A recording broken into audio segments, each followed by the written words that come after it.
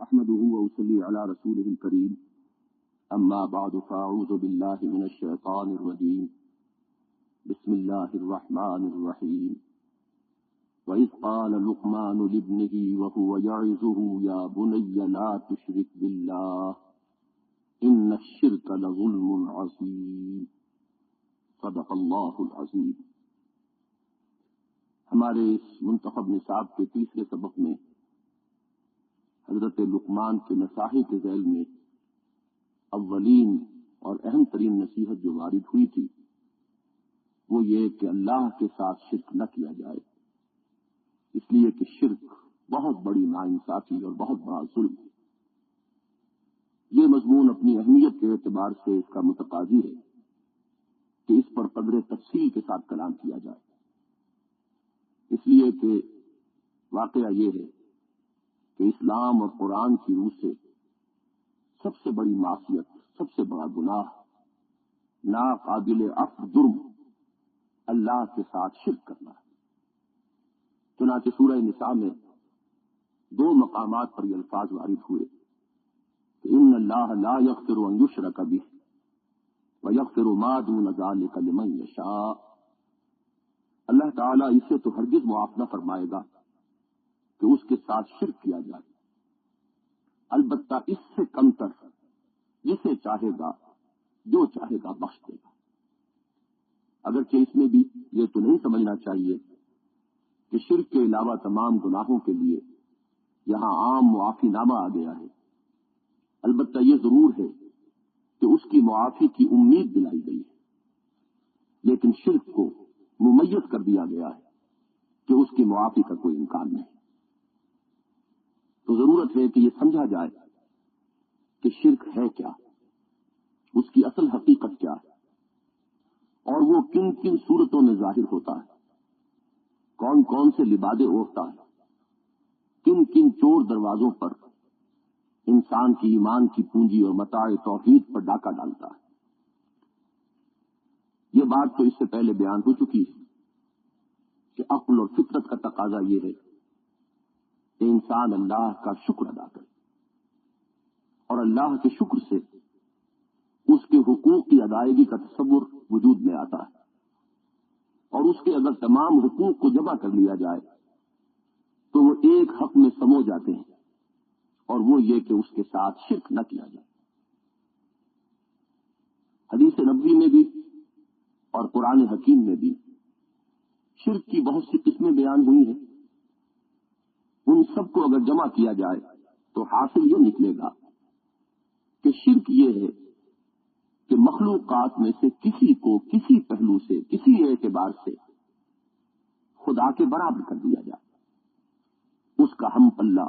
اس کا مد مقابل اور ہمسر قرار دے دیا جائے، خواہ اس کی ذات میں، خواہ اس کی صفات میں، خواہ اس کے حقوق اور اختیارات میں۔ جہاں تک اس شرک کی شناخت کا تعلق ہے، واقعہ یہ ہے کہ اس پر زیادہ عرض کرنے کی ضرورت نہیں ہے، بالخصوص مسلمان سامعین کو اس کی سرے سے کوئی احتیاج نہیں،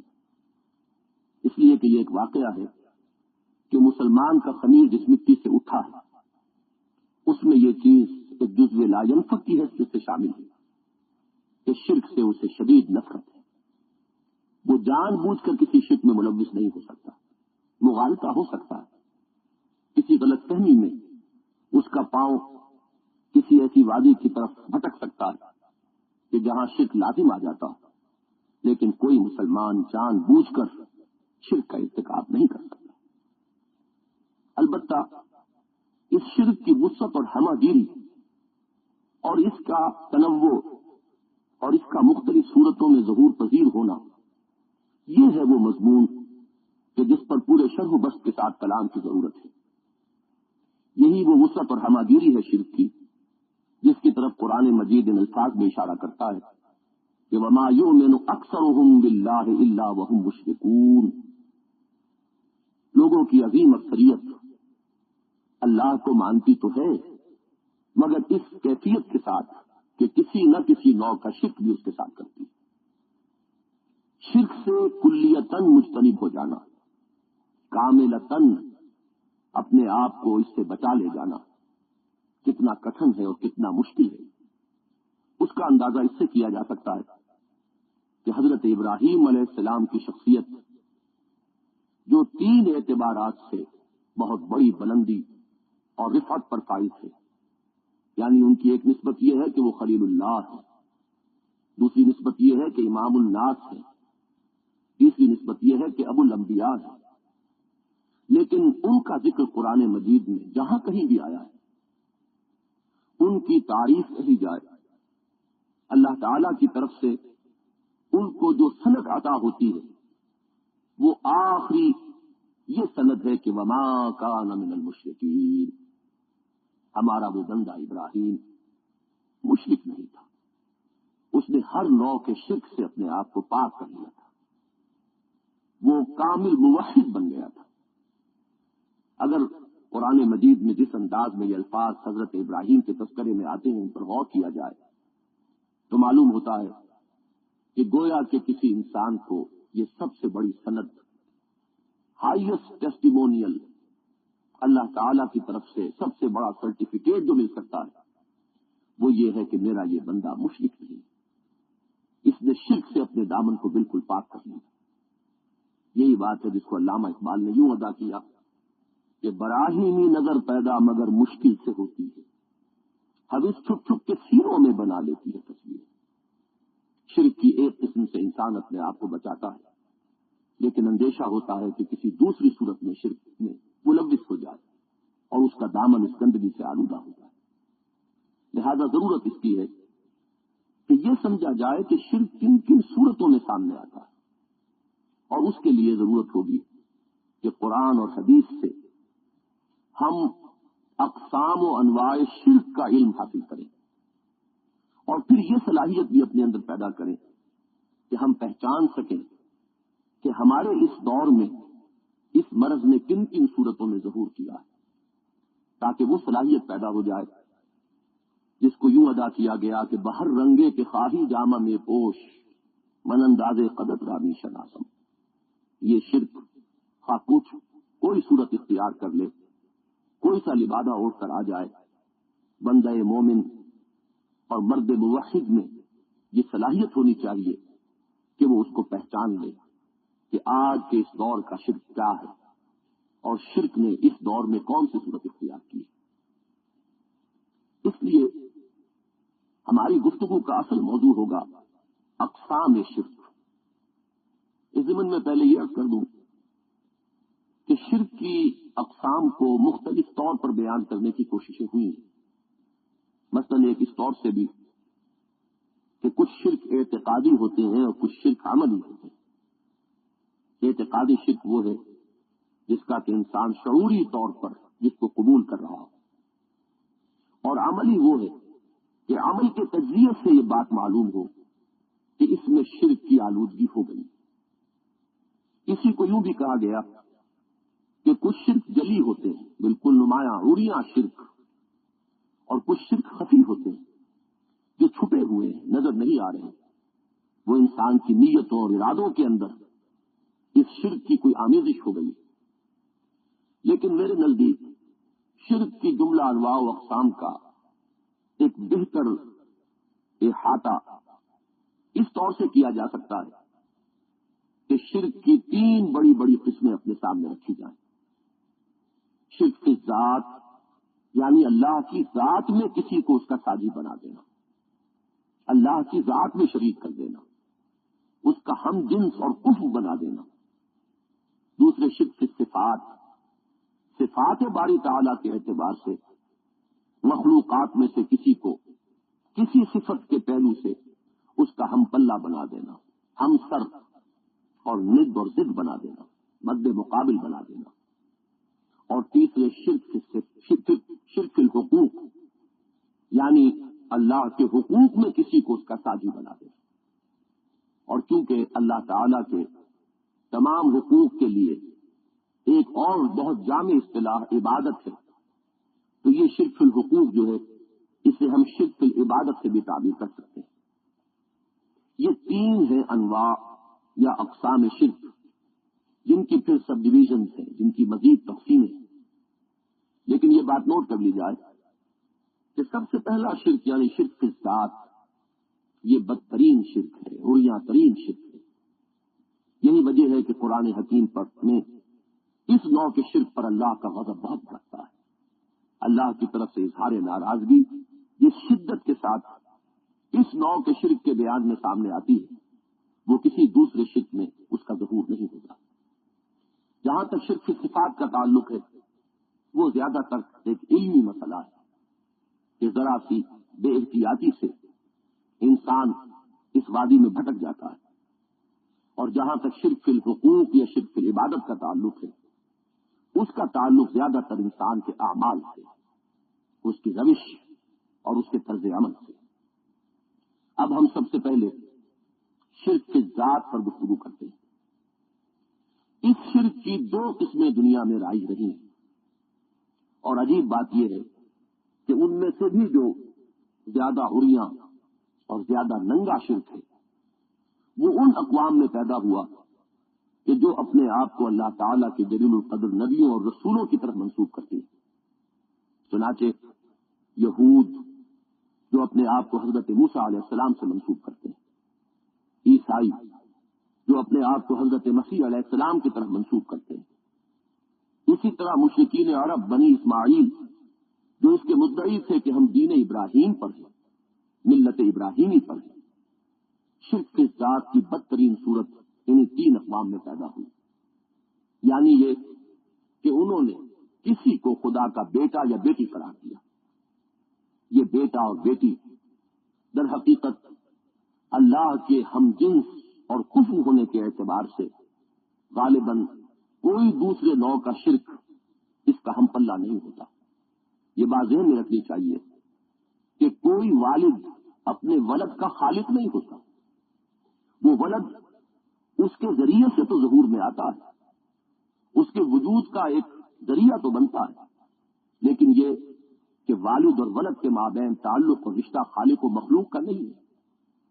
جس کو بھی آپ اللہ کا ولد قرار دیں گے، اللہ کا بیٹا یا بیٹی مانیں گے، اس کو غیر مخلوق قرار دیں گے۔ اور اولاد اور والدین ہر اعتبار سے ہم کفو ہوتے ہیں، ہم جنس ہوتے ہیں۔ اس پہلو سے جسے بھی اللہ کا بیٹا یا بیٹی قرار دیا جائے، گویا کہ اسے اللہ کا ہم جنس مانا گیا، اللہ کا کفو مانا گیا، ہم سر مانا گیا۔ ہمارے ہاں دیہاتی زندگی میں جو لوگ قریبی رشتہ دار ہوتے ہیں، ان کے لیے ایک لفظ شریک کا مستعمل ہے، اور شریکہ یہ گویا کہ دشمنی اور عناد کا ایک بہت بڑا سبب اور اس کی ایک بہت بڑی بنیاد بن جاتی ہے۔ اس لیے کہ جو اس قدر ایک دوسرے سے قرابت کا معاملہ رکھتے ہیں، وہ ہمسر ہیں، وہ اپنی عزت کے اعتبار سے برابر ہیں،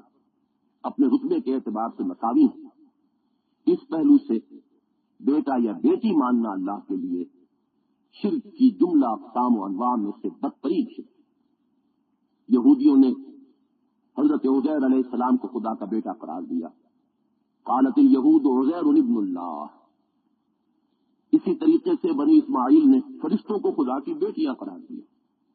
انہیں خدا کی لاڈلی بیٹیاں قرار دے کر ان کی مورتیاں بنائی گئی اور انہیں دیویاں مان کر پوجا گیا۔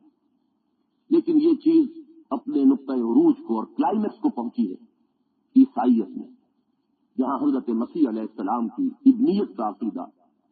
آخری منطقی انتہا کو پہنچ گیا، یعنی وہاں لفظ ولد، بیٹا اور اس کے صلب سے بیٹا، یہاں تک گستاخی کا انداز اختیار کیا گیا۔ قرآن مجید میں اس شرک کا جب ذکر ہوتا ہے تو جیسا کہ اس سے پہلے عرض کیا جا چکا ہے، اللہ تعالیٰ کا غضب بہت بڑھتا ہے۔ سورہ کہف اس اعتبار سے بڑی عجیب صورت ہے قرآن حکیم کی کہ اس میں یہ انواع و اقسام شرک کا پورا اسپیکٹرم موجود ہے۔ اس کے آغاز میں ذکر ہے اسی شرک کی ذات کا، وَيُنذِرَ الَّذِينَ قَالُوا اتَّخَذَ اللَّهُ وَلَدًا مَا لَهُم بِهِ مِنْ عِلْمٍ وَلَا لِآبَائِهِمْ كَبُرَتْ كَلِمَةً تَخْرُجُ مِنْ أَفْوَاهِهِمْ إِنْ يَقُولُونَ إِلَّا كَذِبًا۔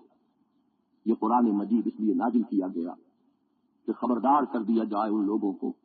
جنہوں نے یہ کہا کہ اللہ نے کسی کو اپنا بیٹا بنایا۔ نہ ان کے پاس اس بارے میں کوئی صحیح علم ہے، نہ ان کے آباء و اجداد کے پاس تھا۔ بہت بڑی گستاخی ہے جو وہ کر رہے ہیں، بہت بڑی بات ہے جو ان کے منہ سے نکل رہی ہے، اور جو کچھ وہ کہہ رہے ہیں وہ سراسر جھوٹ ہے۔ یہ مضمون سورہ کہف کے پھر بعد میں جو سورہ مریم آتی ہے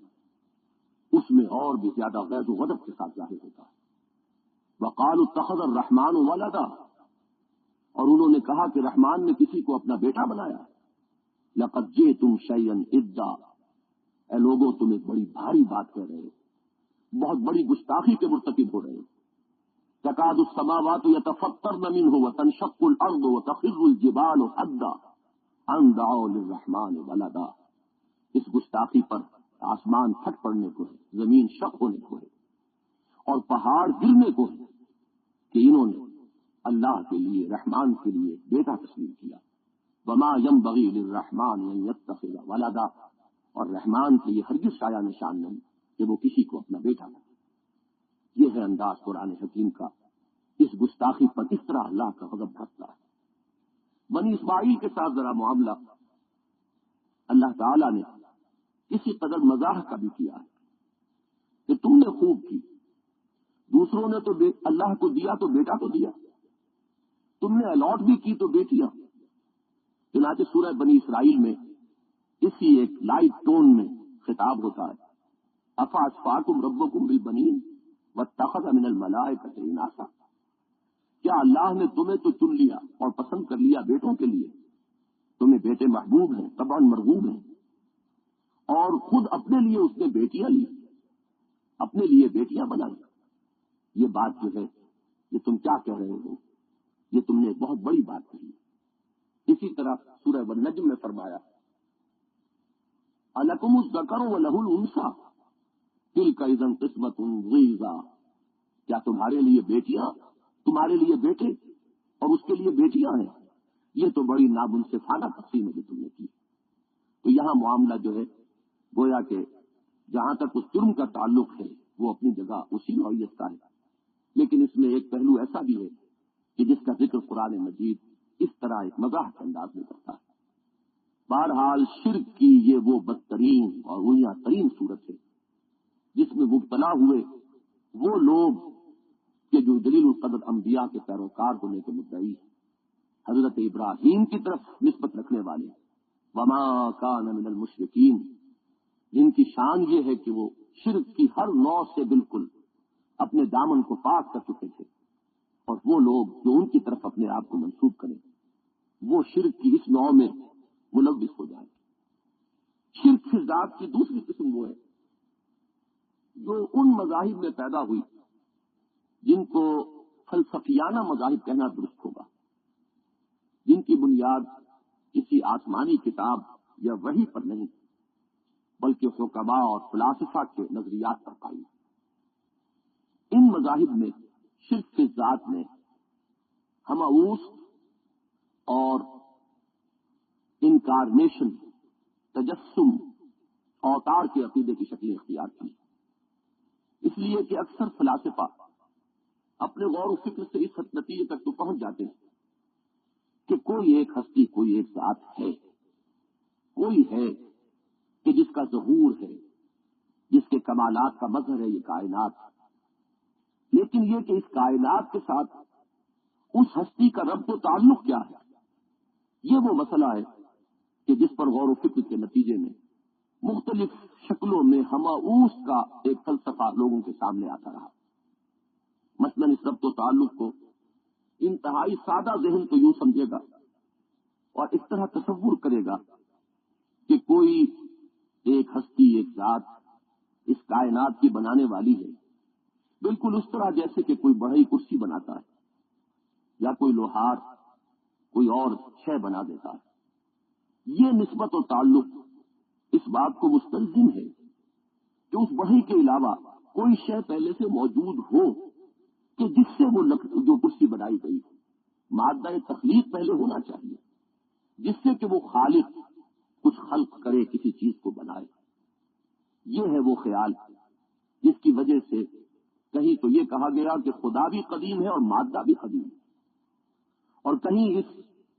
قدماء کی فہرست میں اور اضافہ کیا گیا کہ خدا بھی قدیم، مادہ بھی قدیم اور روح بھی قدیم. تو یہ دوئی یا تثلیث یہ در حقیقت اس تشبیہ یا اس تصور پر مبنی ہے کہ جیسے اللہ اس کائنات کا خالق اس معنی میں ہے جیسے کہ بڑی کسی کرسی کا خالق ہو یا لوہار لوہے سے کوئی اوزار بنا لے. اس سے ذرا اونچا تصور جن کا ہوا، جنہوں نے یہ بات محسوس کر لی کہ ان کی عقل اس دوئی یا تثلیث کو بھی تسلیم نہیں کرتی، بلکہ ان کی فطرت میں توحید کی طرف مزید ایک شدید رجحان یا میلان موجود ہے، انہوں نے خدا اور اس کائنات خالق اور مخلوق کے مابین وہ نسبت قائم کی کہ جیسے مثلاً برف پگھل کر پانی بن گیا. اب اگر کوئی یہ پوچھے کہ وہ برف کہاں ہے تو یہ در حقیقت ایک بڑا لایانی سا سوال ہے. یہ پانی ہی برف ہے، اور یہ پانی ہی اگر بھاپ بن کر اڑ جائے تو وہی برف ہے، وہی پانی ہے، وہی بھاپ ہے. اس معنی میں گویا کہ اس کائنات کا ظہور در حقیقت ذات باری تعالی ہی کا ظہور ہے. خدا ہی نے یہ روپ دھار لیا. اس اعتبار سے ہر شے اس کی الوہیت کی حامل ہے. ہر شے خدا ہے، شجر و حجر ہو، آسمان و زمین ہو، سورج یا ستارے ہو، ہر شے در حقیقت خدا ان صورتوں میں ظہور پذیر ہو گیا ہے. یہ ہماؤس کی بدترین شکل اور شرک فی الذات کی ایک بڑی نمایاں صورت ہے کہ جس کی روح سے ہر شے الوہیت کی حامل اور خدائی کا مظہر قرار پاتی ہے.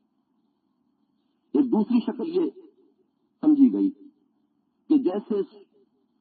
پانی میں شکر گھل جاتی ہے، ایسے ہی اس کائنات میں ذات باری تعالی حل ہو چکی ہے. یہ بھی در حقیقت ایک سنویت ہے کہ پانی اور شکر کو جدا مانا جائے اور پھر ان دونوں میں ایک نوع کا اتحاد تسلیم کیا جائے. تو حلول و اتحاد یہ ہے در حقیقت وہ دو الفاظ جن کی ایک شعر میں بڑی پیارے انداز میں نفی کی گئی کہ حلول و اتحاد اینجا محالست کہ در وحدت دوئی عین زلالست. حلول اور اتحاد یہ بھی در حقیقت یہ دوئی کی صورتیں ہیں، اور وہ ذہن کہ جس کا میلان اور رجحان توحید کی طرف ہو وہ ان صورتوں کو کبھی قبول نہیں کر سکتا. تو وہ ذہن جو ہے وہ بالآخر پھر کر کسی نہ کسی طور سے ہماؤس کے نظریے پر جا کر ٹکتا ہے، اور جیسا کہ عرض کیا جا چکا ہے وہ بھی شرک کی ایک بدترین صورت ہے. یہی مرض ایک دوسری صورت میں بھی ظہور پذیر ہوا، یعنی کہ کسی انسان میں اللہ کی ذات کا حلول کر جانا، گاڈ انکارنیشن کا تصور. خدا کا تجسم اس کائنات کی صورت میں وہ ہماؤس تھے، اور خدا کا تجسم کسی انسان کی صورت میں یہ اوتار کا عقیدہ ہے،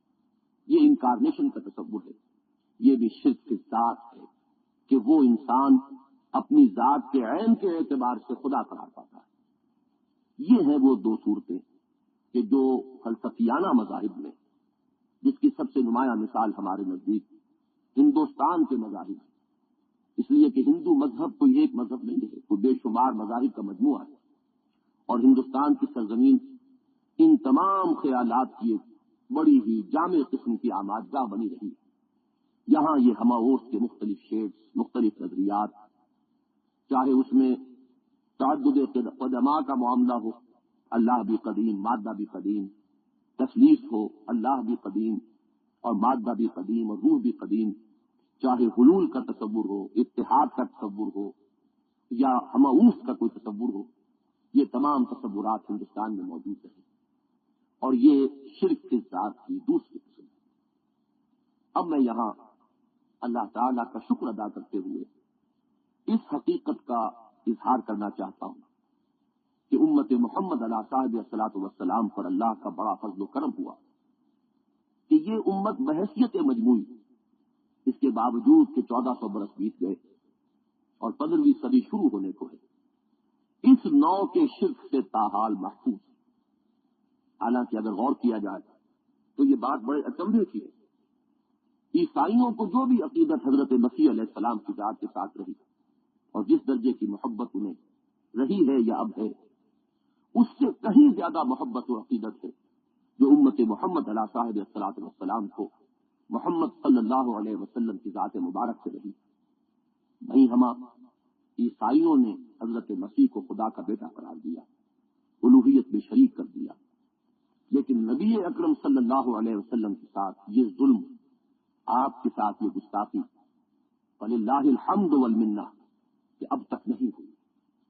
میرے نزدیک یہ ایک تحفظ ہے جو اللہ تعالیٰ کی طرف سے نبی اکرم صلی اللہ علیہ وسلم کو حاصل ہے، اس لیے کہ آپ آخری نبی اور آخری رسول ہیں۔ اگر حضرت مسیح علیہ السلام کی شخصیت مسخ کر دی گئی تو قرآن نے آ کر حضرت مسیح علیہ السلام کی اصل حیثیت کو، ان کی اصل شخصیت کو مبرہن کر دیا، یہاں تک کہ نجاشی رحمہ اللہ نے جب سورہ مریم کی آیات سنی حضرت جعفر طیار رضی اللہ تعالیٰ عنہ کی زبانی، تو وہ پکار اٹھے کہ واقعتاً مسیح کے بارے میں جو کچھ یہاں بیان کیا گیا ہے وہ اس سے ایک تنکے کے مقدار بھی زائد نہیں۔ یہ معاملہ حضرت مسیح علیہ السلام کا قرآن مجید نے صاف کر دیا، لیکن اگر خدا نہ خواستہ نبی اکرم صلی اللہ علیہ وسلم کی شخصیت کو بھی بڑی طور اسی فرط عقیدت و محبت میں کہیں مسخ کر دیا گیا ہوتا اور آپ کو بھی کہیں الوہیت میں شامل کر دیا گیا ہوتا تو اب آپ کے بعد کوئی نبی آنے والا نہیں تھا، کوئی کتاب نازل ہونے والی نہیں تھی کہ جو آپ کی اصل شخصیت کو نمایاں کر کے سامنے لے آتی۔ یہی وجہ ہے کہ قرآن مجید حضور صلی اللہ علیہ وسلم کی بشریت کو بار بار نمایاں کرتا ہے۔ قل سبحان ربی هل كنت الا بشرا رسولا، اے نبی ان سے کہیے پاک ہے میرا رب، میں تو اس کے سوا اور کچھ نہیں کہ میں ایک بشر ہوں جسے رسول بنا کر بھیجا گیا، جس پر وحی آتی۔ قل انما انا بشر مثلكم يوحى الي انما الهكم اله واحد، کہیے ان سے اور ڈنکے کی چوٹ کہیے کہ میں بھی ایک انسان ہوں تمہاری ہی طرح کا، ہاں مجھ پر وحی آئی ہے۔ یہ وہ چیز ہے جو میرے اور تمہارے مابین مابہل امتیاز ہے۔ اس کی خود نبی اکرم صلی اللہ علیہ وسلم نے جس درجے احتیاط محفوظ رکھی وہ ایک واقعے سے سمجھ میں آ سکتی ہے۔ ایک مرتبہ ایک صحابی کی زبان سے الفاظ نکل گئے، ما شاء اللہ وما شئت، جو اللہ چاہے اور جو آپ چاہیں۔ اب ظاہر ہے کہ ان صحابی کی نیت میں کہیں شرک کا کوئی شائبہ نہیں ہو سکتا، نعوذ باللہ من ذالک۔ یہ الفاظ ان کی زبان سے ایسے ہی نکل گئے اور وہ مفہوم جو اس کے سامنے تھا یقیناً اس میں کسی شرک کا کوئی امکان نہیں، لیکن سامع کے لیے، سننے والوں کے لیے، کیونکہ اس میں ایک مغالطے کا امکان موجود تھا، حضور نے فوراً ٹوک دیا، اجعلتنی ندا للہ، کیا تو نے مجھے خدا کا مد مقابل بنا دیا؟ مشیت تو اللہ کی ہے، ارادہ اس کا ہے، اختیار اس کا ہے، وہ جو چاہتا ہے کرتا ہے۔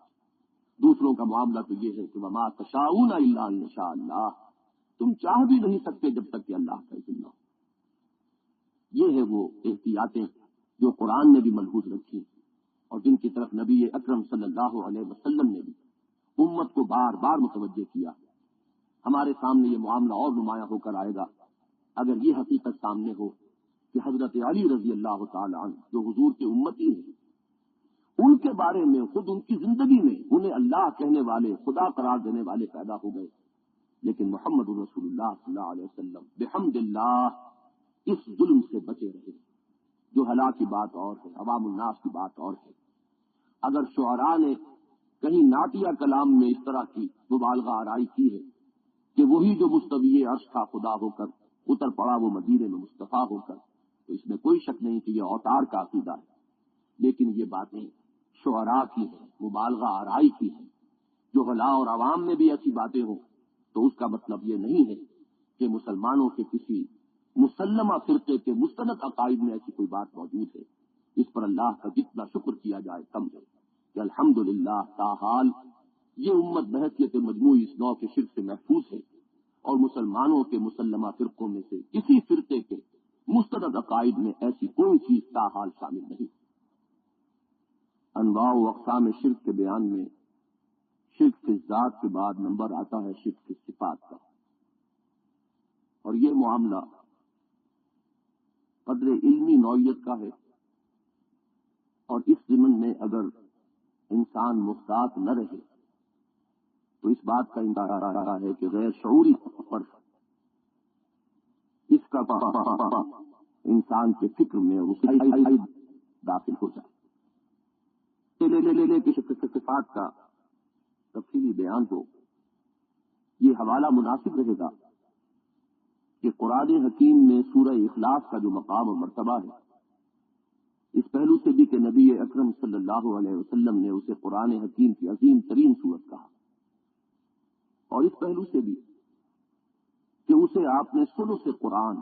یعنی 1/3 قرآن کے مساوی قرار دیا۔ وہ اسی بنا پر ہے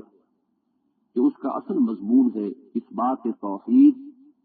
اور ابطال شرک، لیکن دو نسبت سورۃ العصر اور آیہ در میں ہے، بعین ہی وہی نسبت سورہ اخلاص اور آیت الکرسی ہے۔ یہ آیہ مبارکہ بھی اثبات توحید اور شرک کے سد باب کے ضمن میں نہایت عظمت کی حامل ہے، اسی بنا پر حضور نے اسے قرآن حکیم کی عظیم ترین آیت قرار دیا۔ لیکن یہاں ایک فرق ہے، اور وہ یہ کہ سورہ اخلاص میں اکثر و بیشتر شرک کی ذات کی مذمت اور اس کا ابطال وارد ہوا، جبکہ آیت الکرسی میں اصلاً شرک کی صفات کی بحث ہے، اور اس کے سد باب کی تمام صورتوں کو جامعیت کے ساتھ یکجا کر لیا گیا۔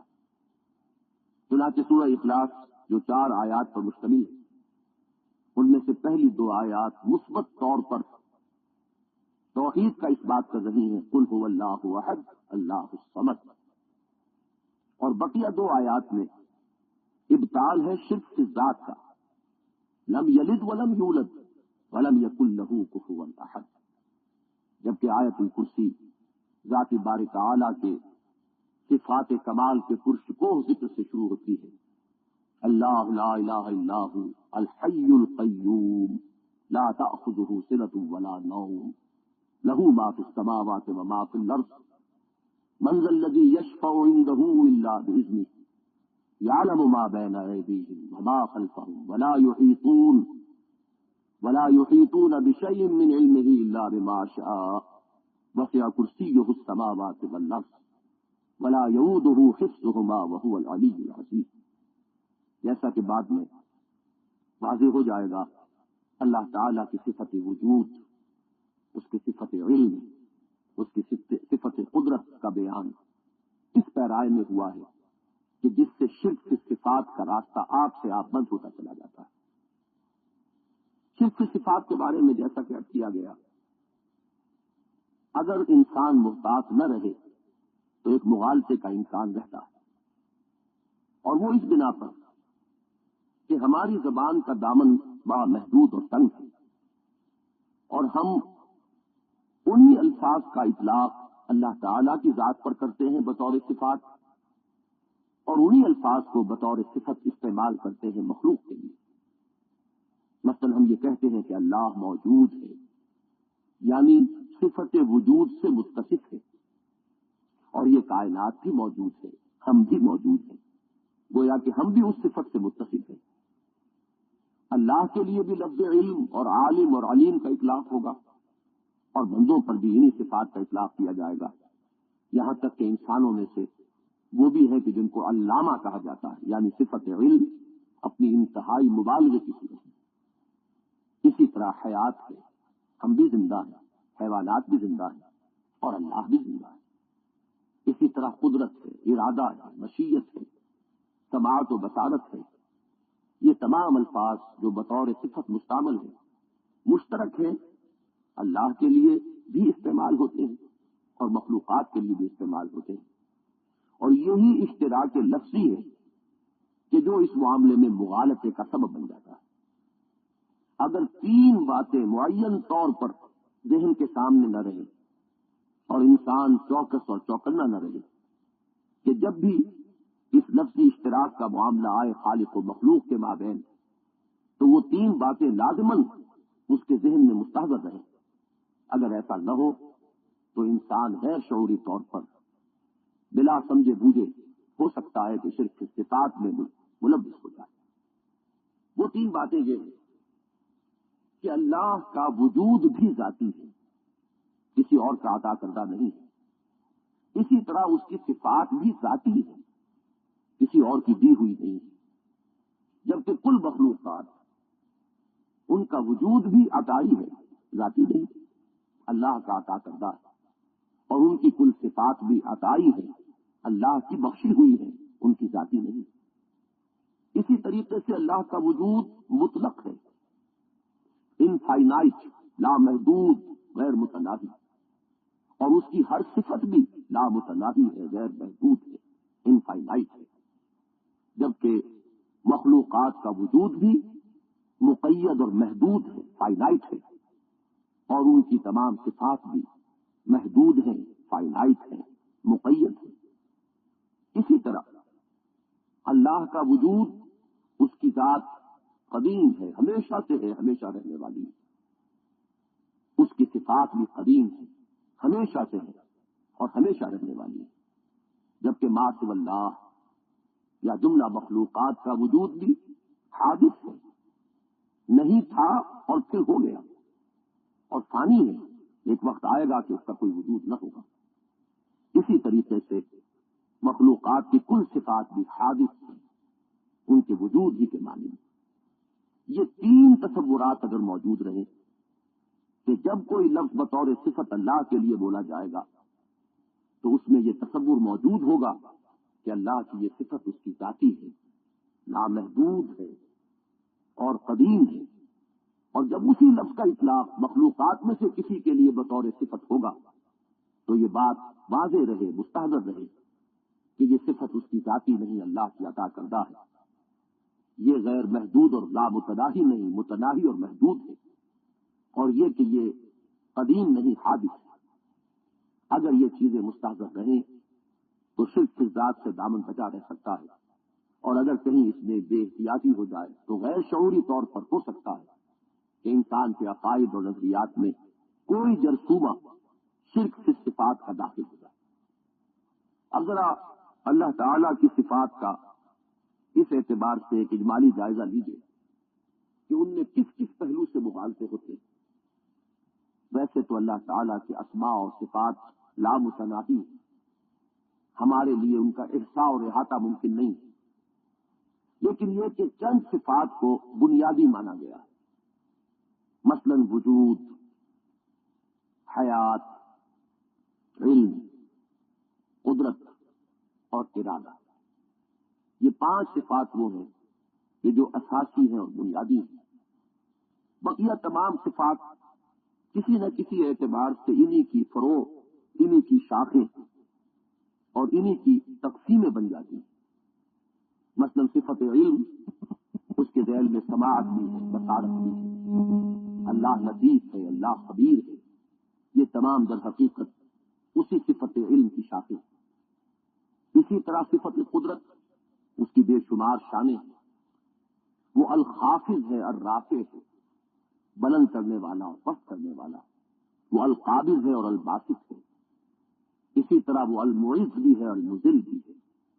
ذلیل کرنے والا بھی ہے، عزت دینے والا بھی ہے۔ یہ تمام اس کی شانیں در حقیقت اس کی صفت قدرت کا ظہور ہے۔ ان پانچ صفات کو اگر سامنے رکھا جائے تو اب ان میں سے ایک ایک کو لے کر ذرا بات سمجھ لینی چاہیے کہ توحید کی صفات کیا ہے اور شرک کی صفات کیا ہے، یعنی اس میں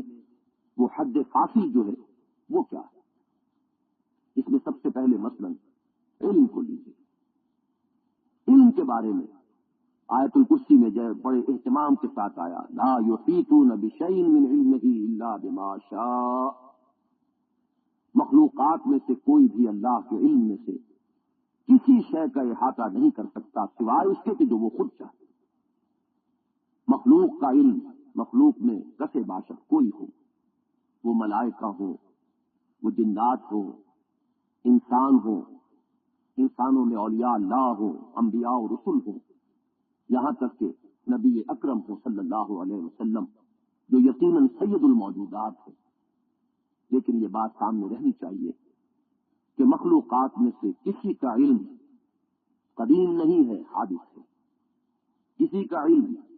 لامتناہی نہیں ہے، متناہی ہے، محدود ہے، کسی کا علم ذاتی نہیں ہے، عطائی ہے۔ اگر یہ تین احتیاطیں ملحوظ رہیں تو شرک فی العلم سے انسان بچا رہے گا۔ ان میں سے اگر کسی پہلو سے غلطی ہو اور کوتاہی ہو جائے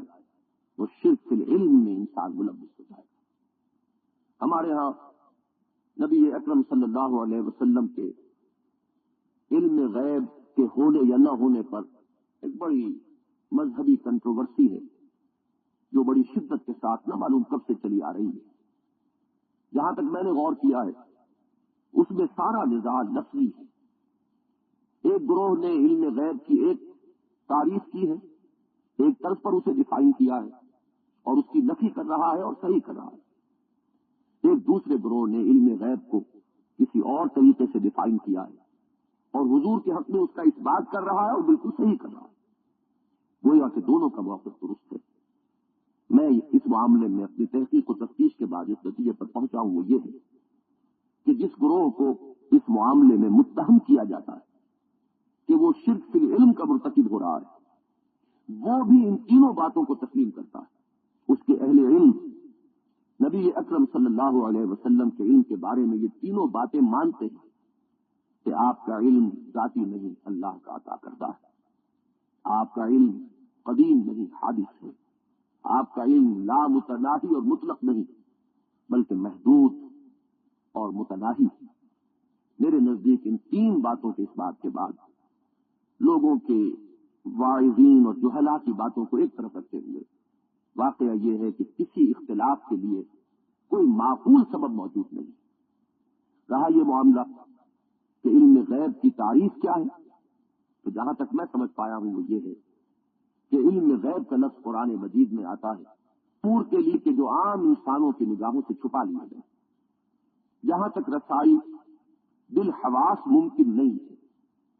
وہ چیزیں کہ جو عام انسان سے مخفی رکھی گئی ہیں، وہ عالم جو ہے وہ عالم غیب ہے۔ اللہ تعالیٰ کو اگر کہا گیا ہے کہ وہ عالم الغیب والشہادہ ہے تو صرف اعتباری طور پر اللہ کے لیے تو غیب ہے ہی نہیں، اس کے لیے تو ہر آن ہر شے اس کے لیے وہ حاضر ہی حاضر ہے، اس کے سامنے موجود ہے۔ غیب کا لفظ در حقیقت ہماری نسبت سے استعمال ہوتا ہے۔ وہ چیزیں جو ہماری نگاہوں سے چھپی ہوئی ہیں، ملائکہ ہیں، جنت و دوزخ ہے، اس کائنات کے وہ مخفی حقائق ہیں جنہیں قرآن ایک مقام پر ملکوت السماوات والارض سے تعبیر کرتا ہے۔ اب ظاہر بات ہے کہ انبیاء کو اس عالم کا کچھ علم دیا جاتا ہے تبھی وہ نبی بنتے ہیں۔ لا یظہر علی غیبہ الا من ارتضی من رسول، اللہ مطلع نہیں کرتا اپنے رسولوں میں سے اپنے غیب پر کسی کو سوائے اپنے رسولوں میں سے جس کو چاہے اور جتنا چاہے۔ تو اس غیب کا علم نبی کو ملتا ہے کسی درجے میں تبھی وہ نبی بنتا ہے۔ اس اعتبار سے علم غیب کا اس بات کیا جائے گا انبیاء اور رسول کے لیے۔ لیکن اگر یہ کہا جائے کہ وہ علم ان کا ذاتی ہے اور خود حاصل ہو گیا تو یہ شرک کی طرف لے جانے والی بات ہے۔ یہ بات وہ لوگ بھی نہیں کہتے، اس کے قائل نہیں ہیں کہ جن کی بالعموم نفی کی جاتی ہے۔ اس سے آگے آئیے، ارادہ اور مشیت، یہ لفظ بھی ہمارے اور اللہ کے مابین مشترک ہے۔ ہم بھی کچھ ارادہ کرتے ہیں اور اللہ بھی ارادہ کرتا ہے۔ ہماری بھی کچھ چاہت ہوتی ہے، ہماری بھی کچھ پسند اور ناپسند ہے، اور اللہ کی بھی مشیت ہے۔ لیکن ہمارے اور اللہ کی مشیت اور ارادے میں زمین و آسمان کا فرق ہے۔ وہ فعال لما یرید ہے، جو چاہتا ہے کر گزرتا ہے، اور ہماری مشیتیں اس کی مشیت کے تابع ہیں۔ یہ محدود ہے، وہ مشیت مطلق ہے۔ یہاں ہماری چاہ کو اگر اللہ تعالیٰ کی طرف سے بھی سند اذن عطا ہو جائے تو وہ چاہ پوری ہو جائے گی، لیکن اگر ایسا نہ ہو تو مجرد ہمارے چاہنے سے کچھ نہیں ہو سکتا۔ وما تشاءون الا ان یشاء اللہ، تمہارے چاہے کچھ نہیں ہوگا جب تک کہ اللہ نہ چاہے۔ تو لفظ مشیت اور لفظ ارادہ اپنی اس لفظی صورت میں مشترک ہے اللہ کے اور مخلوق کے مابین، لیکن اگر ان کو ایک دوسرے کے مقابلے میں رکھا جائے تو بالکل یوں ہوگا کہ جیسے ادھر مشیت اور ارادے کی نفی کر دی جائے تب بھی درست ہوگا، اور وہاں وہ مشیت اور ارادہ اپنی مطلق صورت میں موجود ہے۔ اسی طریقے سے قدرت کا معاملہ ہے۔ انسان کو بھی بہرحال کچھ طاقت، کچھ اختیار، کچھ قدرت دی گئی ہے، لیکن اللہ کی قدرت مطلق ہے، وہ جو چاہے کرے، اس کی قدرت سے کچھ بعید نہیں۔ جبکہ انسان کی قدرت محدود ہے، متناہی ہے، اللہ کے اذن کے تابع ہے۔ اللہ چاہے گا تو انسان جو کرنا چاہے گا ہو جائے گا، ورنہ نہیں۔ یہی وہ چیز ہے جس پر سورہ کہف میں نبی اکرم صلی اللہ علیہ وسلم کو ٹوکا گیا، وَلَا تَقُولَنَّ لِشَيْءٍ إِنِّي فَاعِلٌ ذَلِكَ غَدًا إِلَّا أَن يَشَاءَ اللَّهُ، ہرگز نہ کہیے گا کبھی یہ بات کہ میں یہ کام کل ضرور کر لوں گا،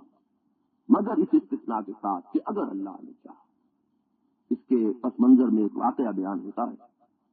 کہ نبی اکرم صلی اللہ علیہ وسلم سے جب مشرکین عرب نے بعض سوالات کیے یہود کے سکھانے پر، تو حضور نے اس توقع میں کہ جبرائیل آتے ہی رہتے ہیں، میں ان سے پوچھ کر جواب دے دوں گا، یہ الفاظ کہہ دیے کہ کل میں اس کا جواب دے دوں گا۔ لیکن یہ بات اللہ تعالی کو کچھ پسند نہ ہوئی، لہذا حضرت جبرائیل علیہ السلام کا آنا مؤخر ہوتا چلا گیا۔ اب آپ اندازہ کیجئے کہ کس قدر نازک صورتحال سے نبی اکرم صلی اللہ علیہ وسلم دو چار ہو گئے۔ ان کے جو مخاطبین ہیں وہ تالیاں پیٹ رہے ہیں کہ بس آپ کا وہ سارا علم دھرا رہ گیا، آپ اپنا وعدہ پورا نہ کر پائے۔ اس کے بعد جب وحی نازل ہوئی اور ان سوالات کے جوابات دیے گئے جو سورہ بنی اسرائیل اور سورہ کہف میں ہیں، تو ساتھ ہی یہ ہدایت بھی نازل ہو گئی کہ اے نبی کبھی یہ نہ کہیے گا کہ یہ کام میں کل ضرور کروں گا، مگر اس استثناء کے ساتھ کہ اگر اللہ نے چاہا۔ یہ ہے مشیت انسانی اور مشیت خداوندی، ارادہ انسانی اور ارادہ خداوندی، قدرت انسانی اور قدرت خداوندی کے مابین فرق و تفاوت۔ یہی معاملہ زندگی کا بھی ہے۔ لفظ حیات مشترک ہے اللہ اور بندوں کے مابین، لیکن حیات خداوندی اور حیات مخلوق میں زمین و آسمان کا فرق ہے۔ یہ حیات طرح طرح کی کمزوریوں میں گھری ہوئی، طرح طرح کی احتیاجات سے اور طرح طرح کی کمزوریوں اور ضعف سے ہر جانب سے اس کا احاطہ ہے، اور وہ حیات ہے مطلق حیات جس میں نہ کوئی ضعف ہے، نہ کوئی احتیاج ہے، نہ کہیں کوئی کمزوری ہے۔ یہی وجہ ہے کہ آیت الکرسی کے آغاز میں بڑے پرسکون انداز میں فرمایا الحی القیوم لا تاخذہ سنۃ ولا نوم، تمہاری زندگی تو اس طرح کی کمزوریوں سے گھری ہوئی ہے، اونگ بھی آتی ہے اور نیند بھی آتی ہے، تمہاری قوت کار ذوق سے بھی دو چار ہوتی ہے۔ اللہ کی حیات وہ ہے کہ نہ اسے کبھی اونگ لاحق ہوتی ہے، نہ کبھی نیند اس پر طاری ہوتی ہے۔ اس ضمن میں سب سے بنیادی صفت جس کو بعض حضرات نے تو صفت میں شمار نہیں کیا، اس لیے کہ وہ وجود تو وہ ہے کہ جس پر صفت طاری ہوتی ہے، لیکن بعض محققین نے وجود کو بھی اللہ کی صفات میں سے شمار کیا ہے۔ یہاں کا معاملہ جو ہے اس سے متعلق ایک بڑی پیچیدہ بحث ہے جس کو میں ضرور چاہوں گا کہ واضح کر دوں۔ اللہ تعالی کا وجود مطلق، حقیقی، ذاتی اور قدیم، اور باصف اللہ کا وجود عطائی، محدود، حادث اور فانی۔ اگر علم اور قدرت کے معاملے میں اللہ کے علم کے مقابلے میں مخلوق کا علم اور اللہ کی قدرت کے مقابلے میں مخلوق کی قدرت کو لایا جائے تو جیسا کہ عرض کیا جا چکا تھا، مخلوق کی قدرت اور علم معدوم کے حکم میں ہو جائے۔ یہی وہ بات ہے کہ جو دعائے استخارہ میں وارد ہوئی ہے، جس کے بارے میں صحابہ کرام فرماتے ہیں کہ نبی اکرم صلی اللہ علیہ وسلم نے وہ ہمیں اس طرح تلقین فرمائی جیسے قرآن۔ اس میں الفاظ آتے ہیں فَإِنَّكَ تَعْلَمُ وَلَا أَعْلَمُ وَتَقْدِرُ وَلَا أَقْدِرُ، اے اللہ تجھے علم ہے مجھے کوئی علم نہیں، تجھے قدرت ہے مجھے کوئی قدرت حاصل نہیں۔ گویا کہ علم و قدرت خداوندی کے مقابلے میں مخلوقات کا علم معدوم کے حکم میں، نہ ہونے کے درجے میں۔ صورت علم ہے، حقیقت علم نہیں،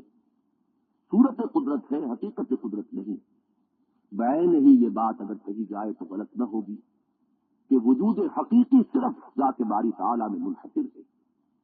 باقی کل موجودات کا وجود ایک خیالی وجود ہے، ایک وہمی وجود ہے، اس کا کوئی حقیقی وجود نہیں ہے، وہ معدوم کے حکم میں، جیسے کہ شیخ احمد سرہندی رحمۃ اللہ علیہ نے فرمایا اپنے مکتوبات میں کہ این سنے خداوندی کہ معدوم را موجود نہیں نمائن. یہ اللہ تعالیٰ کی کاریگری اور صنائی ہے کہ اس نے معدوم کو موجود کی شکل دے دی. یہ ہے در حقیقت وہ نظریہ جو ہمارے صوفیاء کے ہاں وحدت الوجود کے نام سے، اور جس کی ایک ذرا سی مختلف تعبیر وحدت الشہود کے نام سے ہمارے ہاں پائی جاتی ہے، اور جس کے بارے میں بعض لوگوں کو یہ مغالطہ ہو گیا کہ یہ ہماؤس ہے. ہماؤس اور وحدت الوجود کے مابین زمین و آسمان کا فرق. ہماؤس اس میں اس کائنات کو حقیقی سمجھا جاتا ہے اور ذات باری تعالیٰ اس میں گم ہو جاتی ہے. وحدت الوجود میں وجود حقیقی کو ذات باری تعالیٰ میں منحصر مانا جاتا ہے اور اس کائنات کے وجود کو وہمی اور خیالی قرار دیا جاتا ہے. اس میں بالکل بعد المشرقین ہے، اس میں ضدین کی اور تباین کی نسبت ہے. ان دونوں کے مابین ججمنٹ کرنا ایک بہت بڑا مغالطہ ہے، اور یہ مغالطہ سبب بن گیا ہے بعض امت کے بڑے بڑے لوگوں جو ہمارے بڑے قابل قدر ہستیاں ہیں، ان سے ایک سوء ظن اور بدگمانی جو بہت سے لوگوں کے دلوں میں پیدا ہو گئی، اس کا ازالہ کیا جانا چاہیے. شیخ احمد سرہندی ہوں، امام الہند حضرت شاہ ولی اللہ دہلوی ہوں، دوسرے کبار اولیاء اور صوفیاء ہوں جو وحدت الوجود کے قائل ہیں، یہ گمان ان کے بارے میں کرنا کہ وہ شرک فی ذات میں مبتلا تھے ایک بہت سنگین قسم کا سوء ظن ہے جس سے اپنے دامن کو بچانا ضروری ہے. شیخ احمد سرہندی نے اس کائنات کے وجود کے لیے ایک بڑی پیاری مثال دی ہے کہ اگر تم ایک لکڑی لو اور اس کے ایک سرے پر کچھ کپڑا باندھ کر اس میں تیل ڈالو اور آگ لگا دو، اور ایک مشعل تمہارے پاس تمہارے ہاتھ میں آ گئی، ایک شعلہ جوالا اس کے کونے پر ہے. اگر اس لکڑی کو تیزی کے ساتھ ایک دائرے میں حرکت دو گے تو یہ آتشی دائرہ نظر آئے گا، وہ نظر آ رہا ہوگا، وہ محسوس ہوگا، مشہود ہوگا، لیکن اس کا حقیقی وجود کوئی نہیں ہوگا. تم جانتے ہو کہ وجود تو صرف ایک نقطۂ جوالا کا ہے، اس آتشی دائرے کا کوئی حقیقی وجود نہیں. یہ ہے وہ بات جو یوں کہی گئی کہ کل ما فی الکون وہم او خیال اور رقوص فی المرایا او ظلال. اس کائنات میں جو کچھ نظر آ رہا ہے وہ یا وہمی ہے یا خیالی وجود ہے، یا ایسے ہے کہ جیسے آئینے میں عکس پڑ رہا ہو جس کا کوئی حقیقی وجود نہیں ہوتا، وہ نظر آ رہا ہوتا ہے، یا جیسے سایہ ہو کہ سائے کا کوئی حقیقی وجود نہیں. یہ ہے نظریہ وحدت الوجود جو واقعتاً توحید فی الوجود، یہ توحید ہی کا ظہور ہے. اس سطح پر فلسفہ وجود میں اس کا ظہور اسی شکل میں ہوگا. بہرحال شرک سے صفات کے ضمن میں یہ تو وہ مباحث ہیں کہ جو قدیم ہیں، اس کے ضمن میں میں نے کوشش کی کہ جو صحیح اور معتدل نقطۂ نظر ہے وہ سامنے لے آؤں. اب جو اہم ترین موضوع ہے وہ یہ کہ اس دور میں شرک کی ذات کی، شرک کی صفات کی جو سب سے زیادہ عام اور لوگوں کے ذہنوں پر مسلط صورت ہے وہ کون سی؟ آج کا ذہن جسے آپ سائنٹیفک مائنڈ کہیں گے، جو سائنس کے تانے بانے سے بنا ہوا ہے، اس میں یہ بات رچ بس گئی ہے کہ اس کائنات میں مختلف اشیاء ہیں اور ان کی صفات ہیں. یہ صفات مستقل ہیں، دائم ہیں، قائم ہیں. ان صفات کے باہمی تعامل اور انٹر ایکشن سے فزیکل اور کیمیکل چینجز کا ایک سلسلہ ہے جس سے یہ کائنات آپ سے آپ رواں دواں ہے. یہ ہے وہ تصور کہ جس نے ذات باری تعالیٰ کو، مؤثر حقیقی کو ذہن سے اوجھل کر دیا، اور اس کائنات میں میٹر اور پراپرٹیز آف میٹر اسی کے حوالے سے پوری کائنات کی توجیہ ہے کہ جو نتیجہ یہ نکلا ہے کہ انسان کا پورا بھروسہ، اس کا پورا تکیہ، اس کا مکمل توکل جو ہے وہ اسباب پر ہے، اشیاء پر ہے، ان کی صفات پر ہے. ذات باری تعالیٰ سے محجوب ہو چکا، مؤثر حقیقی سے دور جا چکا. اس کا تکیہ ہے تو اسباب پر، اسے امیدیں ہیں تو اسباب سے، اسے اندیشہ ہے تو اسباب کا. یہ ہے وہ چیز، یہ مادہ پرستی اسے کہیے کہ جو در حقیقت اس دور کا سب سے بڑا شرک ہے. مؤثر حقیقی نگاہوں سے اوجل ہو چکا۔ وہ بات جو شیخ عبد القادر جیلانی رحمۃ اللہ علیہ نے اپنے بیٹے سے کہی تھی اپنے انتقال کے وقت اپنے وصایا میں کہ اے میرے بچے، اس حقیقت کو ذہن نشین رکھیو کہ لا فاعل فی الحقیقت ولا مؤثر الا اللہ، حقیقت میں فاعل اور مؤثر سوائے اللہ کے کوئی نہیں، کسی شے کا کوئی وصف ذاتی نہیں، کسی شے کی کوئی پراپرٹی اس کی مستقل بذات نہیں ہے کہ لازماً اس کا نتیجہ برآمد ہو۔ اللہ چاہے گا تو نتائج برآمد ہوں گے، اور اللہ نہیں چاہے گا تو کسی شے کے تمام اسباب کے جمع ہو جانے کے باوجود نتیجہ برآمد نہیں ہوگا۔ اگر یہ چیز نگاہوں سے اوجل رہے اور اشیاء کی صفات ہی پر انسان کا یقین محکم رہے اور اسی سے اس کی امیدیں وابستہ ہو جائیں، بقول علامہ اقبال، بتوں سے تجھ کو امیدیں خدا سے نومیدی، مجھے بتا تو صحیح اور کافری کیا ہے۔ اشیاء اور اسباب اور وسائل اور ذرائع پر تکیہ اور بھروسہ جس شدت کے ساتھ ہوگا، اسی شدت کے ساتھ گویا کہ مؤثر حقیقی اور مسبب الاسباب سے بہت پیدا ہوتا چلا جائے گا۔ گویا کہ اشیاء کی صفات کو ان کی ذاتی مانا گیا ہے، مستقل مانا گیا ہے، دائم و قائم مانا گیا ہے۔ یہ ہے در حقیقت مادہ پرستی کا وہ شرک جو اس دور کا سب سے بڑا شرک ہے، جو ذہن انسانی پر مسلط ہو چکا ہے۔ جدید سائنس کے تسلط کے باعث یہ وہ چیز ہے کہ جس سے شاذ ہی کوئی بچا رہ گیا ہے۔ یہی بات ہے در حقیقت کہ انسان اگر یہ محسوس کرے کہ اشیاء کے نتائج اور اسباب کے نتائج بہرحال برآمد ہوں گے، تو یہ گویا کہ ان اسباب کو اللہ کے ہم پلہ اور اللہ کے برابر کر دینا۔ توحید یہ ہوگی کہ چاہے آپ کے ہاتھ میں دیا سلائی ہو اور دوسرے ہاتھ میں سوکھا کاغذ موجود ہو، اور آپ کو تمام اسباب و وسائل کے اعتبار سے یہ نظر آ رہا ہو کہ آپ جب چاہیں اس کاغذ کو جلا سکتے ہیں، لیکن پھر بھی ذات باری تعالی نگاہوں سے اوجل نہ ہونے پائے، اور انسان کو یہ خیال رہے کہ اگر اللہ نہیں چاہے گا تو میں اس کاغذ کو نہیں جلا سکوں۔ یہ ہے در حقیقت توکل کا وہ معاملہ جو اگر کل کا کل ذات باری تعالی کے ساتھ وابستہ نہ ہو تو یہ ایک نوع کی محجوبیت ہے، اور در حقیقت یہ شرک سے صفات ہی کا مطلب ہے۔ چنانچہ سورہ بنی اسرائیل کے آغاز میں فرمایا، حضرت نوح علیہ السلام، حضرت موسیٰ علیہ السلام کے ذکر میں تورات کی تعلیم کا لب لباب، اللہ تتخذوا من دونی وکیلا، میرے سوا کسی اور کو اپنا کارساز نہ سمجھو، کسی پر تمہارا بھروسہ نہ ہو، کسی پر تمہارا تکیہ نہ ہو۔ اسباب کو استعمال کرو